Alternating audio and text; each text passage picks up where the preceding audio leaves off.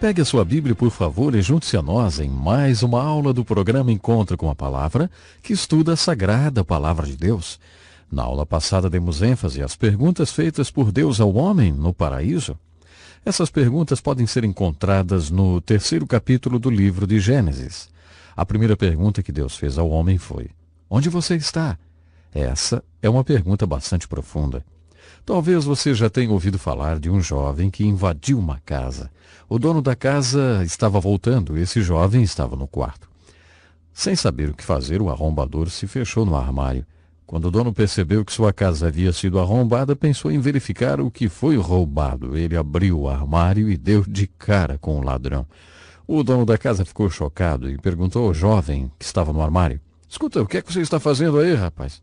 O jovem respondeu: bem, todo mundo tem que estar em algum lugar.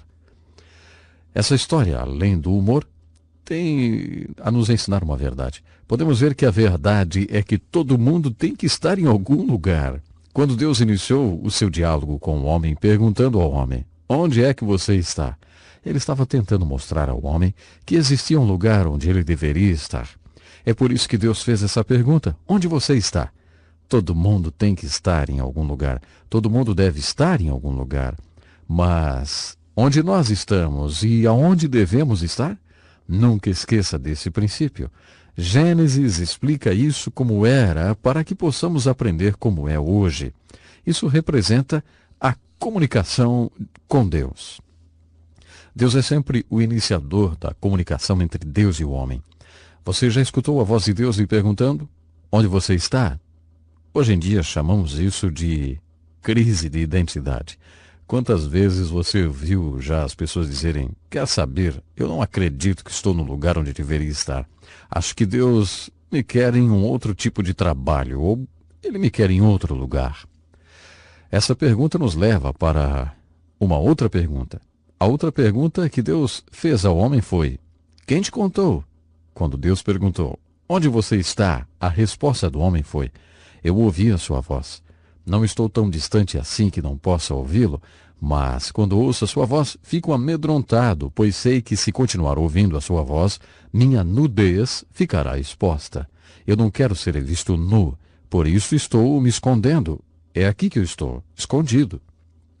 Já ouvi psiquiatras dizerem que esse é um bom comentário sobre a natureza humana.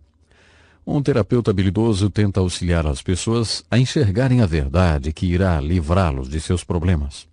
Os terapeutas dizem que a única coisa que não queremos enfrentar é a verdade. É muito difícil fazer com que eles enxerguem a verdade que os libertará. E é por isso que eles se escondem. Nós nos escondemos de várias maneiras. Trabalhamos demais, jogamos demais, dormimos demais, comemos demais, fazemos tudo demasiadamente, bebemos demais e usamos drogas demais nesse mundo.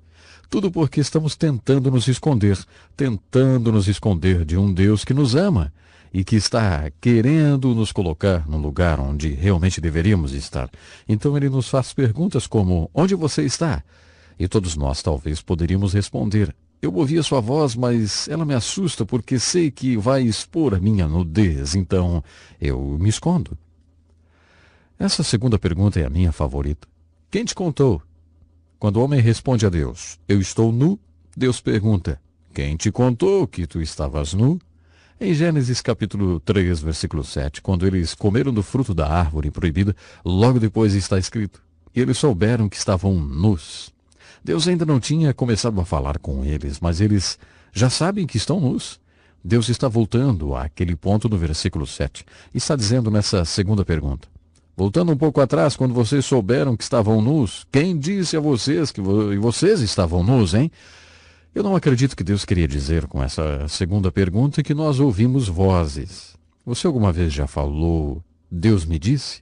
Quando você fala: Deus me disse, alguém pode lhe dizer: nossa, eu sempre quis saber como era a voz dele. Era uma voz masculina ou feminina? Era uma voz alta ou baixa, grave ou aguda? Você não está dizendo literalmente que ouviu uma voz. Provavelmente seria melhor que não ouvíssemos vozes, mas será possível para nós ter certeza de que foi Deus quem falou conosco? É interessante notar que, em hebraico, a pergunta foi literalmente: quem fez com que vocês soubessem, e não Quem te contou? Então é possível para você ter certeza de que Deus fez você saber alguma coisa? Pode apostar que sim. Claro. Um pastor amigo foi pastor de uma igreja perto de uma base naval. Era como se fosse um capelão da marinha. Ouviu muitas histórias de guerra, e eu quero aqui contar uma dessas histórias, porque elas ilustram algumas coisas aqui. Essa é sobre uma esquadra de navios que se encontraram nos anos 40, da maneira que costumavam se encontrar, sob total sigilo. A missão era tão secreta que ninguém sabia do que se tratava. Dentro de um cofre no navio principal estavam guardadas as ordens. No terceiro dia, no mar, o capitão teria que abrir o cofre e só então toda a esquadra saberia qual era a missão. Ainda no segundo dia no mar, houve uma grande tempestade. No terceiro dia, os navios estavam todos espalhados no mar. Um dos menores navios estava à deriva. Eles não conseguiam ver nenhum outro navio. Depois de quase uma hora, eles avistaram um grande cruzador no horizonte. O pequeno barco fez um sinal para o cruzador. Onde estamos? E o cruzador respondeu com o sinal. De onde vocês vieram? O navio retornou o sinal. É confidencial. Então o cruzador sinalizou de volta. Onde vocês estão indo? O navio retornou o sinal. Não sabemos. Depois de uma longa pausa, o cruzador transmitiu a seguinte mensagem. Se vocês não sabem de onde vieram e não sabem para onde estão indo, não precisam saber onde estão.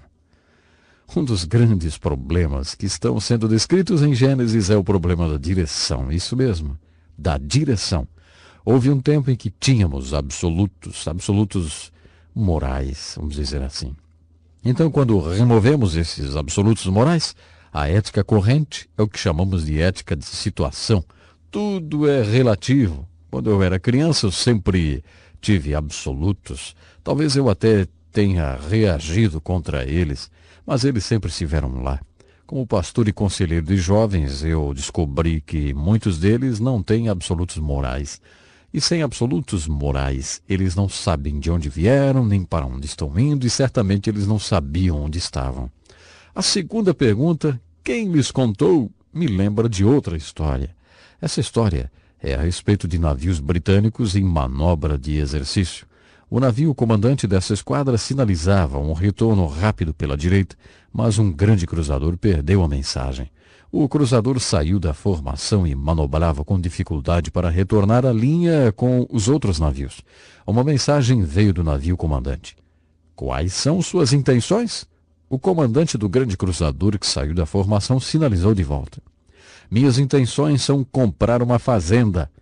Ele sabia que não estava indo bem na marinha, portanto, ele iria sair da marinha e comprar uma fazenda. A aplicação dessa história, e todas as minhas histórias têm uma aplicação. Bom, mas a aplicação para essa história é, de acordo com as Escrituras, a Igreja de Jesus Cristo, o corpo de Cristo, o povo de Deus no Velho Testamento e a Igreja no Novo Testamento, são todos como uma grande esquadra de navios viajando pelo mundo. No centro dessa esquadra, há um navio no comando, o Cristo ressuscitado. Esse Jesus Cristo que o Velho Testamento nos disse que estava vindo e que o Novo Testamento nos diz que veio, esse Jesus está vivo no planeta Terra através de sua igreja. Ele foi ressuscitado dos mortos, ele vive como Cristo vivo, ele é como o navio comandante no centro de uma esquadra. Ele nos manda seus sinais a todo momento. As pessoas nessa esquadra que se destacam porque nunca perderam os sinais. Acredito que as pessoas que são notáveis no corpo de Cristo não são notáveis porque perderam os sinais, mas porque conseguiram captar e obedecer os sinais. Se você perder alguns sinais, você não tem como comprar uma fazenda ou abandonar a fé.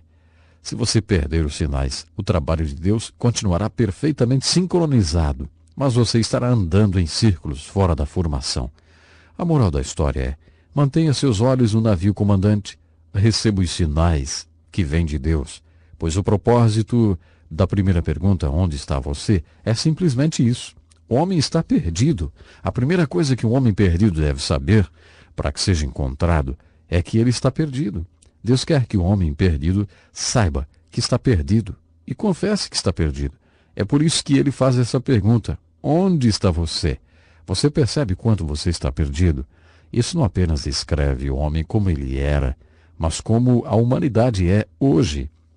É por isso que Deus se comunica conosco. É por isso que ele diz, aqui estão as prioridades. Você segue as minhas prioridades e terá vida. Você terá a árvore da vida. Adão e Eva não seguiram essas prioridades e por isso eles nunca tiveram vida. Eles tiveram a morte. Essa é uma descrição de você e de mim. É por isso que queremos ir até a palavra de Deus. É por isso que queremos estudá-la. Não é porque queremos ser chamados de estudiosos da palavra de Deus, mas porque temos a oportunidade de conhecer a Deus, conhecer os planos de Deus para nossas vidas e realmente estarmos juntos no lugar onde Deus quer que estejamos. A quarta pergunta é: o que vocês fizeram? Isso traz à tona uma confissão do homem. A palavra confessar vem das palavras dizer e semelhança. Isso é exatamente dizer a semelhança. Literalmente é isso o que confessar significa. A confissão é uma concordância com Deus. É fazer essa pergunta: Deus, o que tu tens para me dizer sobre o que eu tenho feito? Quando você sabe o que Deus tem a dizer sobre o que você tem feito, então você diz a mesma coisa que Deus diz. Você concorda com Deus. Isso é confissão. Deus quer que confessemos e para nos fazer confessar, Ele nos fará essas perguntas frequentemente. Ei, o que você fez? Ele sabe o que você tem feito. Ele quer que você perceba o que você fez. E Ele quer que você conte para Ele. Em Gênesis capítulo 3 temos a comunicação entre Deus e o homem, porque Deus nos ama. Quando tomamos as decisões erradas, quando falhamos em atravessar positivamente nossas crises, quando decidimos tomar nosso próprio caminho, Deus não nos abandona. Ele vem a nós, amavelmente, Ele vem a nós com essas perguntas. Onde você está? Quem te contou? Você comeu da árvore proibida? O que você fez? Essas são as perguntas de um Deus amável tentando nos guiar de volta ao lugar onde deveríamos estar. Se você sabe que não está onde Deus quer, e você sabe que não está ouvindo a voz de Deus, mas a voz do mundo, entre em contato conosco. Temos um livreto que queremos lhe dar gratuitamente, que lhe mostrará como começar a ter um relacionamento com esse Deus que nos ama. Olha, eu aguardo o seu contato e o nosso tempo hoje já acabou. Até o próximo programa. Este é um estudo escrito pelo Dr. Dick Woodward, na voz do pastor Edson Bruno.